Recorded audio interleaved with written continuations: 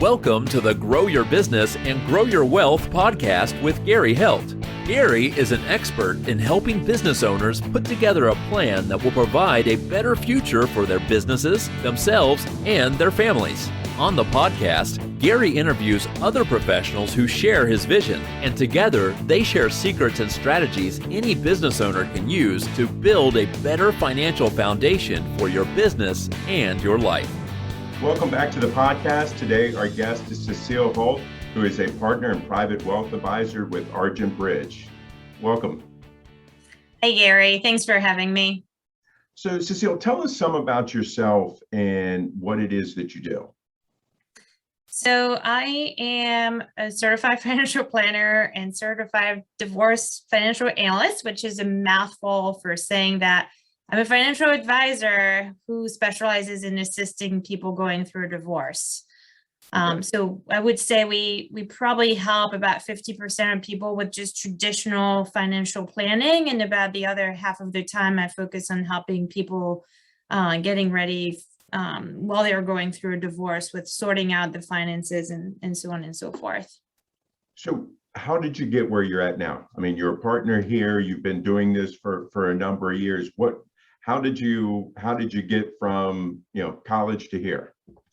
Well, it's been quite a journey. Growing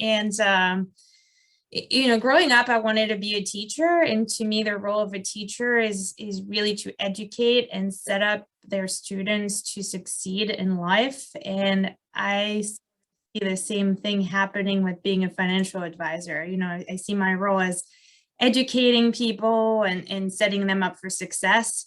So not to bore you, but I really started in college taking this random financial education class, and I just wanted to educate myself first.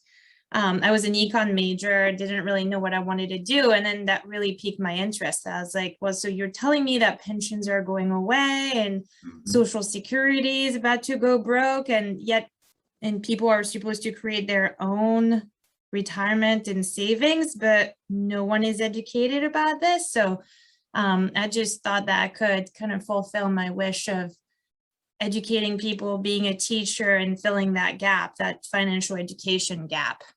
Right. So, at this point, I would say that you're successful in what you're doing. What is it that gets Cecile up and going in the morning and gets you excited? Well, first of all, I think my job is different every single day, so it's super exciting. Like, I love putting pieces of the puzzle together. We're very big in being advocates for our clients, especially in going through a divorce. I feel like we do make a difference in people's lives. I know it sounds cliche and dramatic, but in our case, we usually help the spouse who's the least educated of the two. So we really feel as though we're taking someone who's in such an uncertain place, doesn't really understand their finances, going through this huge transition, not only financial, but emotional. And then we're taking them to a place where, they're going to be comfortable and they're going to be okay. So it's really empowering. The process is, I don't know, it just makes me very fulfilled. Great. So, you talk about that you help people through the financial side of divorce. What are some of the things that you guys do to help them? I understand you're going to explain to them, help them understand that what everything is worth and kind of how you're going to split it. But what are the other things that you guys do in that process to help them? Right. So, I mean, as you said, some of it is just very basic, but sometimes the basics, some people even struggle with. There's usually one person in the household who takes care of the finances and the other one is not always educated. It's not always that case, but so we do help with, having people get an understanding of where they are. Information is power. But we try to be very resourceful too, because what I've noticed is you can have two people with the exact same net worth and, same assets, et cetera, but what they want might be different. So you could have two people with the same exact situation, yet our advice is going to be different based on what they're trying to accomplish. For instance, it might be, the house is often a very contentious asset. Either people really care about it or they don't. So we really try to be resourceful. And when I was talking about this puzzle, we have all these pieces that are usually kind of the same, but the picture is always different at the end. So that's what's really exciting to me. So we help our clients and their attorneys with strategizing around how do the resources they have today as a couple, what they're going to get out of the divorce is going to help them to be successful later in life and be in a good, strong financial position going forward. I think something that you said in there that's extremely important, and I try to tell people this all the time, that not everybody's situation is going to be the same. Everybody's going to have different needs, and because of that, you may tell me going through a divorce that, hey, you need to do this because you need more cash, where somebody else may say, okay, same situation, but no, you want more retirement dollars, or however you're going to divide it up. I try to tell people all the time with the taxes, you can't compare yourself to your next door neighbor because your situation is totally different. And I think sometimes people listen too much to their next door neighbor or somebody like that who says, oh, I'm That's getting so true. 15% return on my money. Right. So I think that's something that's important, that you said there. What are some of the common mistakes that you're seeing people make? So I would say in my realm and working with a lot of women, and it's not that we intentionally work with women, but it just ends up being that way. Right. I would say not so much a mistake, but almost failing to plan. And the biggest thing that we see, in my biggest pet peeve, is for women to really fail to preserve their ability to earn. So what I mean by this, and again, maybe I run into this more than other advisors because I do work with divorcees so much, but I'll often work with women who used to have a career, who are highly educated, will have a college degree, or even master's degree, and had a great career, and then stopped working to take care of the kids and kind of run the household. And I'm not saying there's anything wrong with that, by the way. I'm a mom of two, and I completely can understand wanting to spend time with your family and children.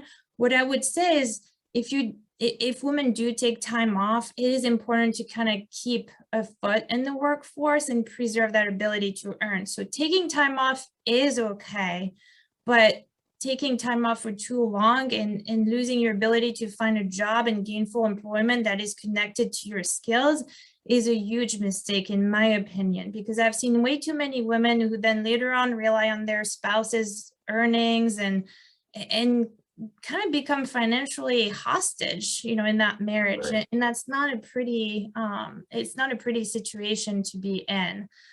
So if I have any advice for any women out there, is, if you're working and you have that education and those skills, try to preserve those skills, even if you take some time off. Yeah, I've seen that quite a bit also.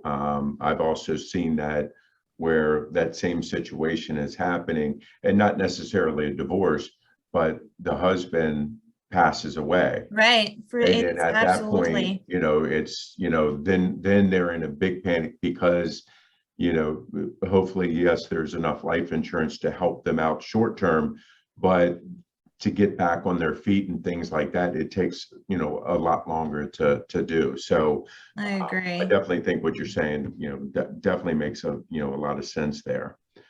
In the clientele that you're dealing with, what are some of their biggest fears? What's funny? What I would say is, it doesn't matter how much wealth people have. I feel like oftentimes almost no one feels as though they have enough. Right.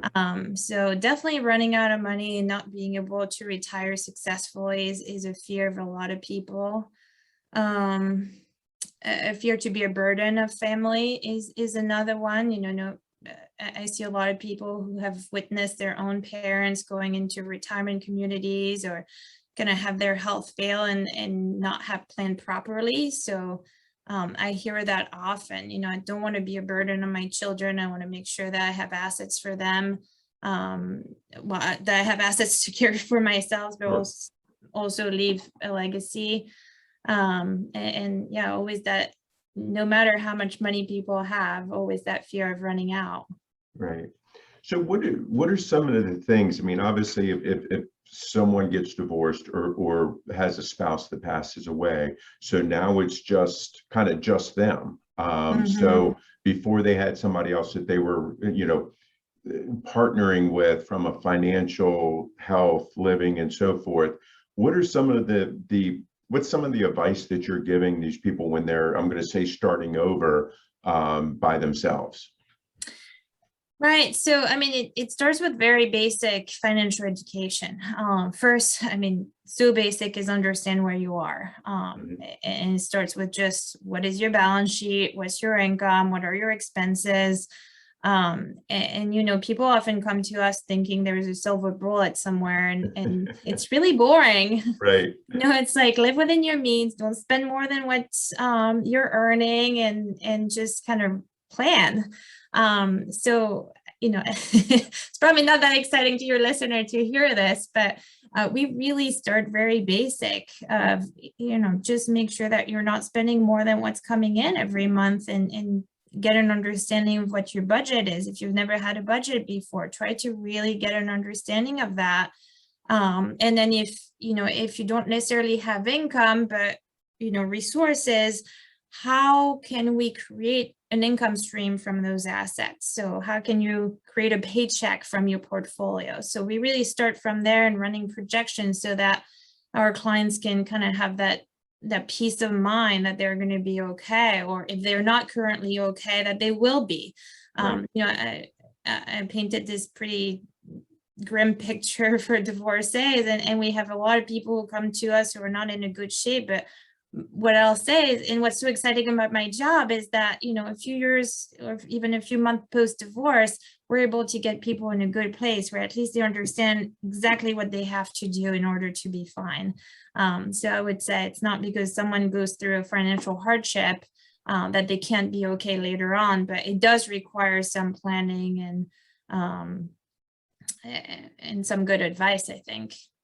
I think that you mentioned that B word in their budget, and many people don't like that. They don't do it, and I think that's critical, and not just for your clients that are going through divorce or everyone that passed away. I think it's important to make sure that you put together that budget, and you're looking at your spending every month and comparing it to your budget, because our society does way overspend, and that's why so many people are in the debt that they're in. I agree. And it doesn't matter how much you earn. I see people of all income levels. I mean, people make $1 million plus, right? I know you're in the DMV area, and there's a lot of wealthy people out here. And it really doesn't matter how much you earn. If you spend more than what you earn, you're going to be in trouble. Yeah. Yeah, I think that financial education is so important. I mean, this is something we're not teaching in the high schools anymore. No, right. And when they go to college, unless they're an econ major or accounting or something in business, they're never even introduced to budgeting, and the financial education of our society and our kids that are growing up is so poor right now, that I think that we need to do as much as we can to try to help them. I agree. And not only that, I remember being in college and having credit card companies prey on us. They'd be like, oh, open this credit card and you'll get a Jimmy John's sandwich. And I was like, Right. Of course I want a Jimmy John's sandwich. Where do I sign? Right. So that's, not only people, you're right. Kids are not educated around finances, and worse, people are preying on them early. Oh yeah. Yeah. I mean, I can remember when I was in college, some of the guys that were on the football team, they thought that if they had a checkbook and there were checks in the checkbook, they had money in their account and they could just write Magic. them. So yeah, so it was bad, that's for sure. Right now, with COVID and everything else, what's one of the biggest challenges that you're facing right now? As a business or? Yes.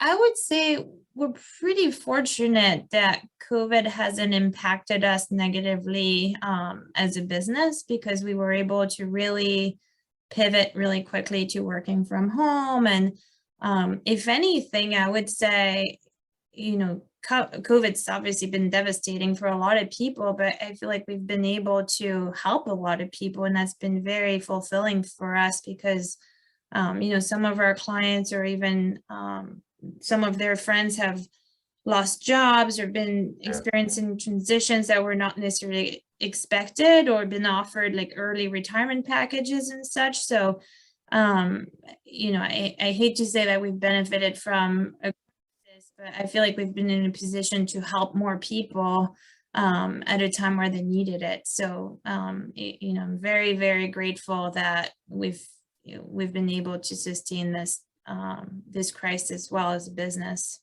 Right. So now, when you're taking on new clients, at the beginning, I'm assuming you're working with them a ton of time.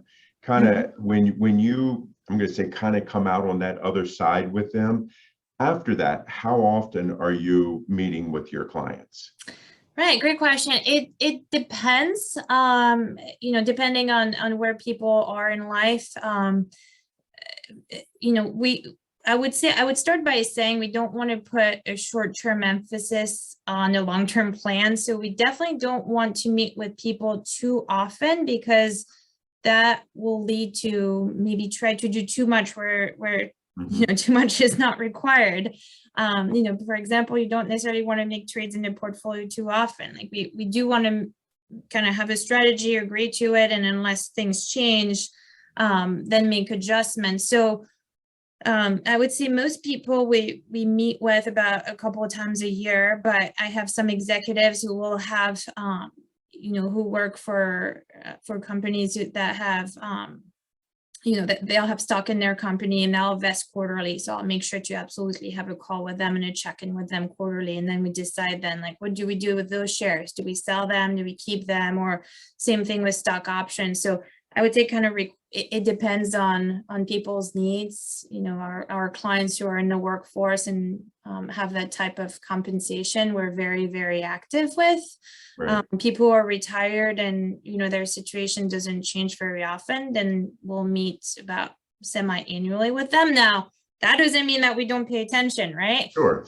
It just means we're just meeting with them a couple of times a year, but we're constantly paying attention to their portfolios and what's going on. And as soon as there's something that changes in their life, we always tell our clients, pick up the phone and call us. Like we really should be one of the few people that you call if, for the good, the bad, and the ugly. Right. I think that something that's important also for the listeners to understand, and they've heard me say it a ton of times, is that you need to have your financial team, being your financial advisor, your CPA, your attorney, your estate planner.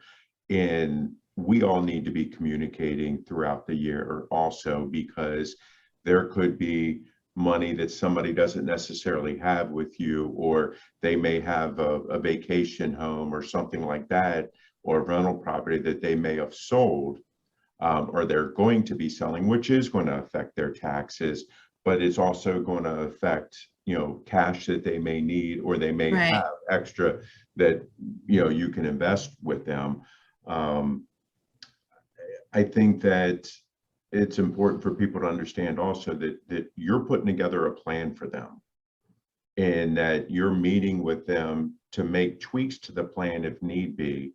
And I used to always equate it to, okay, we're getting on the road to go to Disney. We're all not just hopping in the car and driving. We're going to pull out the map, figure out how far we're going to go down and where we're going to spend the night, so forth and so on, if we're driving. And I think it's important for people to understand that everybody's going to go a different way to get to Disney. It's a good analogy. Is the same thing with the plan that you're putting together for them. And again, depending on, if they got a new car that's driving that's not going to have any issues versus, an older car that may need more pit stops along the way. I just think again, going back to the whole thing of not thinking what your neighbor has is the right thing, that, to trust who you're with and stick to the plan. No, that's good advice. So using a professional like you, why is that important? Well,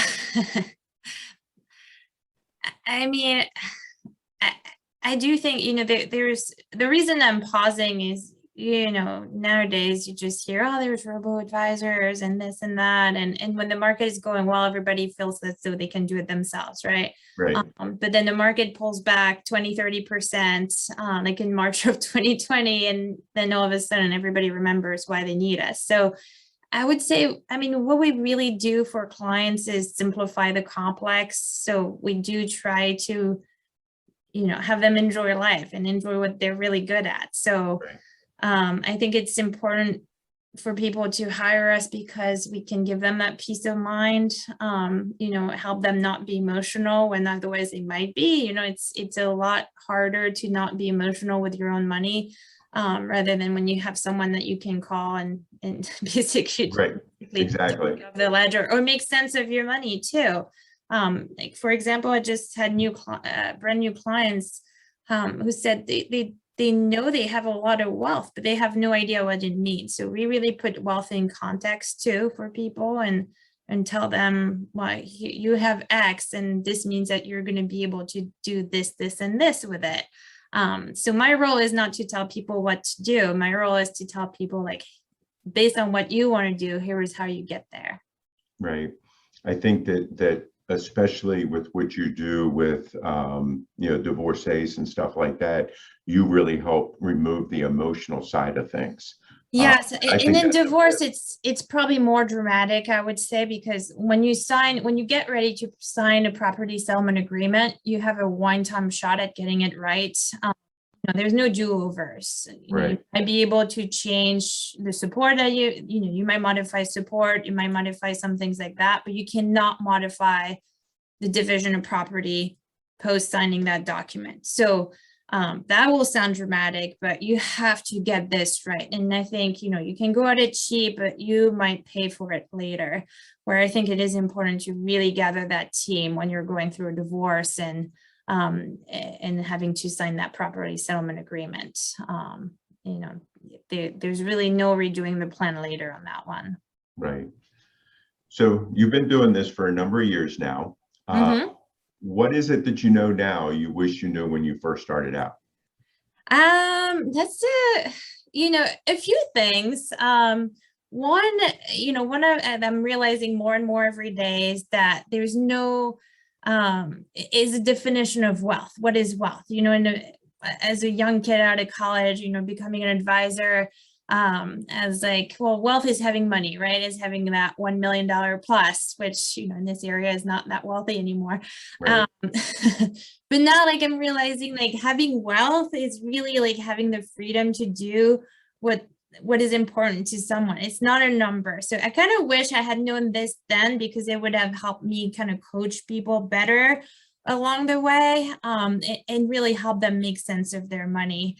And I think that's, another thing is, as a young advisor, I was more focused on my technical skills and, knowing everything, like even, I'm not a CPA, but knowing so much about the tax code and this and that. But not that it's not important today, but, people just assume, that stuff. Like what they really hire us for is the coaching and helping them, again, make sense of their money and simplifying the complex, not trying to sound smart. Right. I think something important there too is that, you're the expert on the financial advising side of things. I'm the expert on the tax thing, and everybody needs to have their experts in those different areas. That's right. I don't try to tell anybody where you should invest your money because I don't keep up with that. I keep up with what the tax laws are. Right. And I think it's important for people to understand that when we do this, we all stay in everybody should be staying in their lanes. I agree. Type thing, but then also, doing the support with things, that's for sure. when a client first comes in and meets with you, kind of what should their expectations be?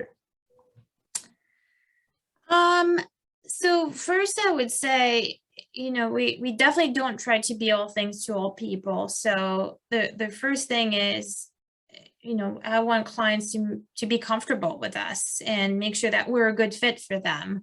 Meaning I want to make sure that my expertise and my experience matches with theirs. So it's going to be a conversation first where we're trying to understand what our clients' needs are, and how we might be able to help them. And then, the same is true for them. And, we tend to have clients for a very long time, if not for life.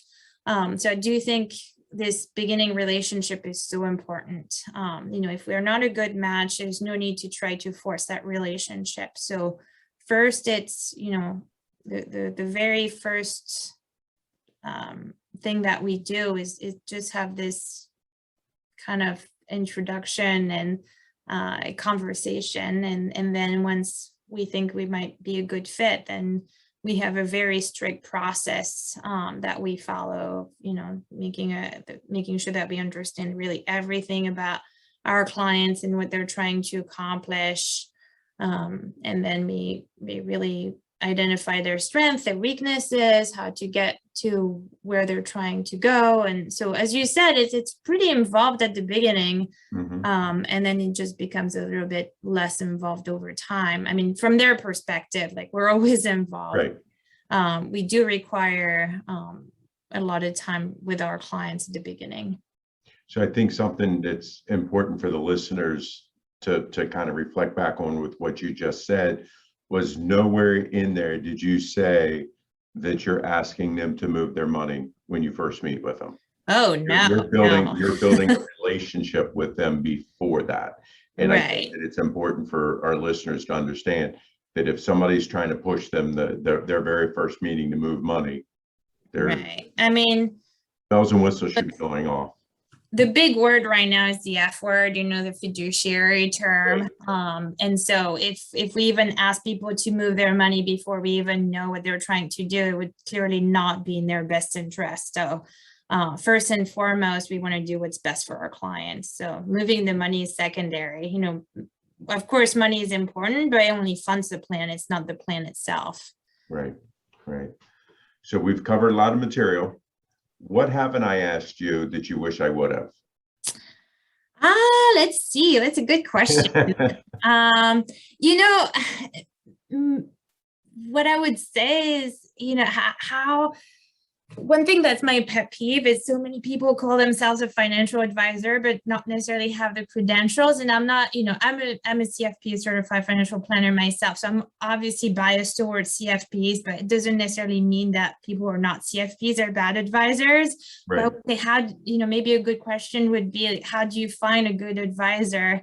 So, definitely ask those questions, like, are you a fiduciary? Meaning, like, will you put my best interest ahead of yours? Which sounds completely crazy to me, that some people, that it wouldn't always be the case, right? It's so important. How are you compensated? And just have that conversation, that feel of, definitely, if you're looking for an advisor, interview a few people and see who you feel comfortable with. This is so important. It's more than money. It's your family. It's everything else. Right. So definitely ask for people's credentials. Are they just an insurance agent, like kind of being an advisor, or, will they provide a plan? Like, what are their services? So I think that, again, not that you have to go with a CFP, but if you go on this on the CFP.net, they have a list of questions that you can ask an advisor, and I think it's a pretty good list of questions to give you a good idea of who is that advisor and what can you expect from them. That's great advice, because that's always important to know where to go look, to make sure somebody, people do research on businesses and stuff like that, but lots of times they don't do it on the individual. So that's great advice. Cecile, if people like what they hear and they want to talk to you, if they're going through a divorce or not, how can they reach out to you? Sure. So my email is Cecile Hult at argentbridge.com.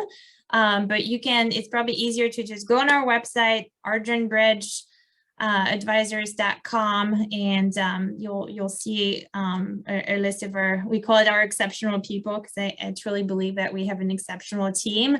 And so my name again is Cecile Hult. Feel free to reach out, and I'd be more than happy to have a conversation and see how we may be able to help. All right, thank you. So today our guest has been Cecile Hult, who's a partner and private wealth advisor with Argent Bridge Financial. Thank you. Thank you so much, Gary. This show has been produced by Market Domination, LLC. To discover how you can have your own show completely done for you and turn it into a real published book and become the authority in your marketplace, go to www.marketdominationllc.com/podcast offer.